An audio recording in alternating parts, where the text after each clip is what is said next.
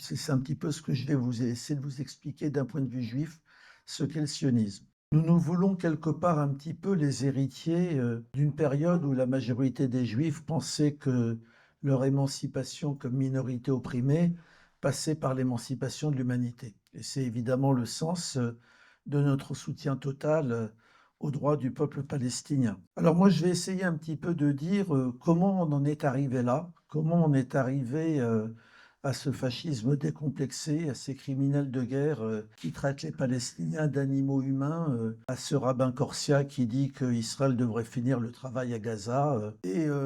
Ça tient évidemment pour beaucoup à l'histoire d'une idéologie criminelle que le mouvement de solidarité a sans doute tardé à identifier comme étant le problème. Et je suis obligé de commencer à l'Antiquité parce que en 1991, quand Yitzhak Shamir commence la conférence de Madrid, il dit les Juifs sont ici depuis 4500 ans, ils sont chez eux. Et puis même la version laïque, parce que Shamir était un fasciste, mais la version laïque, c'est Ben Gurion qui disait Dieu n'existe pas, mais il a donné cette terre au peuple juif. Et donc il faut un petit peu examiner le passé. Ben, la Bible hébraïque dont se sont inspirés et l'Ancien Testament chrétien et le Coran, ce n'est pas un livre d'histoire. La réalité que les archéologues savent et les historiens savent à peu près, c'est que la Palestine a toujours été une terre de mélange, que probablement à quelques kilomètres d'écart, on n'avait pas les mêmes dieux et on ne parlait pas la même langue. En tout cas, fort heureusement, le livre de chevet des colons, qui est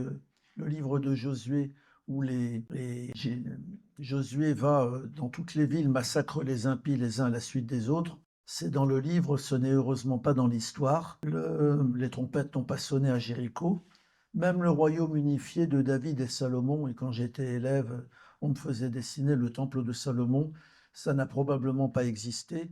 À cette époque-là, Jérusalem était un petit village de l'âge de fer. Et donc voilà, vous pouvez un petit peu oublier le grand temple, la reine de Saba. Il y a même les royaumes qui commencent à être historiques, les royaumes d'Israël au nord, le royaume de Judée au sud. Le royaume d'Israël n'était pas vraiment un royaume juif, c'était un royaume assez mélangé. Donc voilà, cette histoire qu'il y a eu un paradis perdu que les sionistes vont reconstituer, ben, c'est pas de l'histoire.